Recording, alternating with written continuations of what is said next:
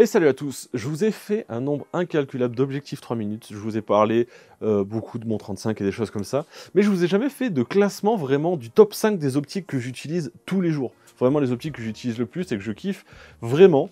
Du coup aujourd'hui on se colle top 5 de mes objectifs préférés, attention on attaque dans le désordre, de celui que j'utilise le moins mais que j'aime quand même vachement bien parmi tous les autres, parce que franchement il y en a beaucoup. Et après on va arriver petit à petit sur le saint graal de ce que j'ai et mon préféré, je dors avec clairement. Allez, du coup, on est parti avec le numéro 5. Mon numéro 5, c'est celui-là, c'est le 150 Sigma. Pas du tout. Alors du coup, le numéro 5, c'est celui-là, c'est le 150 600 de chez Tamron. Alors, je l'aime bien parce que c'est la plus grande focale que j'ai, donc pour l'animalier, c'est plutôt cool. Mais en vrai, je trouve qu'il a quand même beaucoup de défauts, qu'il a un piqué pas exceptionnel. Et surtout, il a une ouverture variable, et ça, c'est un peu relou, on va pas se le cacher. Alors du coup, il est comme ça, plié, et une fois déloqué, il est aussi long que ça. Franchement, c'est un parpaing, il pèse hyper lourd. Par contre, il est vraiment solide. Mais par contre, en termes de piqué, il est pas fabuleux, quoi. En termes d'ouverture, c'est un 5,63. Donc à 150, on est à 5, et à 600, on est à 6,3. Et on va pas se le cacher, assez vite, ça devient vachement le bordel en termes de luminosité. Voilà, c'est une optique qui vaut quand même des ronds, que j'aime bien, mais franchement, si un jour je peux essayer un 600 mm de chez Canon, je suis méga preneur. Donc voilà pour mon numéro 5, c'est celui-là, je vous le laisse ici, c'est mon 150-600, on passe tout de suite au numéro 4. Alors pour le numéro 4, c'est celui-ci, on va parler du 70-200 de chez Tamron. Alors c'est une vieille version, franchement c'est la première vraie grosse optique que je me suis offerte. Je l'ai acheté d'occasion à l'époque, je l'ai payé 500 €. Mais franchement, c'est une petite bombe, 70-200, ouverture constante à 2.8, stabilisé bien évidemment, ça c'est un truc que je ne comprendrai jamais. Les gens qui vont se prendre un 70-200, qui vont mettre des fortunes dedans, qui sera soit F4, soit pas stabilisé, des fois les deux. Il est F4 et pas stabilisé. Franchement, ça vaut pas le coup, vaut mieux attendre 6 mois de plus et rajouter 200-300 € et avoir un F 2.8 stabilisé, et là franchement ça devient une tuerie. Alors il est seulement 4ème parce qu'après il y a d'autres optiques que je me suis offertes plus tard et qui sont pour moi plus efficaces, mais ça par exemple en mariage, en portrait, c'est une tuerie. Il est lourd, mais en vrai pas tellement pour une qualité optique comme ça, il a un super flou d'arrière-plan. Et franchement je l'aime beaucoup. En 5ème et en 4ème, c'est mes deux parpaings, là on va passer sur des choses un peu plus compactes, on passe tout de suite au numéro 3.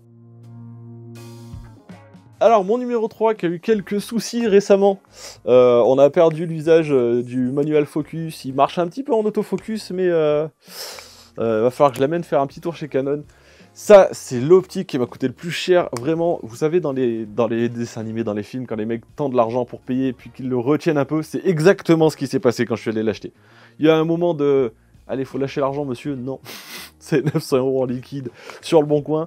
C'est tendu, mais franchement, j'en suis hyper content. C'est mon 85 mm 1.2 de chez Canon. C'est un sériel, c'est une brique. Franchement, vous pouvez vous en servir pour soutenir des poutres, pour lever des voitures. C'est un parpaing, il fait 1 kg alors qu'il est vraiment pas spécialement gros. Mais par contre, il a un piqué de fou. Franchement, dès qu'on sort un petit peu du f1.2, dès qu'on arrive à f4, dès qu'on arrive à 2.8 et tout, il a un flou de fou furieux, il a une qualité optique incroyable. Et franchement, il est numéro 3 parce que récemment, j'ai trouvé une optique qui est plus polyvalente pour moi en photo et vidéo, mais celui-là, je le surkiffe. Allez, on passe directement au numéro 2. Et là, on va taper dans les deux optiques très lourdes de ce que j'ai. Et franchement, j'en suis hyper content.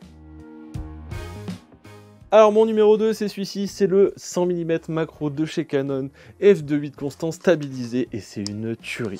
Tac. Alors je le pose parce que à l'intérieur c'est aimanté, et du coup quand il est en fonction on n'entend pas bouger, mais par contre quand il n'est pas branché, ça fait un peu de bordel. Donc le 100 mm, l'avantage c'est qu'il est stabilisé, même si c'est une longue focale, avec la stabilisation de mon capteur plus la stabilisation de l'objectif, je peux m'en servir en mouvement avec mon R5, et franchement c'est hyper confort. Il est 15 mm plus long que le 85, mais par contre la stabilisation en mouvement elle est fabuleuse. Vu que c'est un 100 mm macro, si on règle mal son système de mise au point, parce qu'il y a plusieurs modes de mise au point, soit de l'infini à macro, soit à partir de 3 mètres, etc. Et franchement, si on le règle bien, le moteur d'autofocus est assez rapide dans l'ensemble. C'est pas le plus rapide qu'on ait, c'est pas vraiment une fusée, mais dans l'ensemble, ça se passe plutôt pas mal. Et du coup, en vidéo comme en photo, il est excellent. Excellent piqué et franchement, plutôt bonne mise au point, j'en suis ravi. Alors, on passe tout de suite au numéro 1.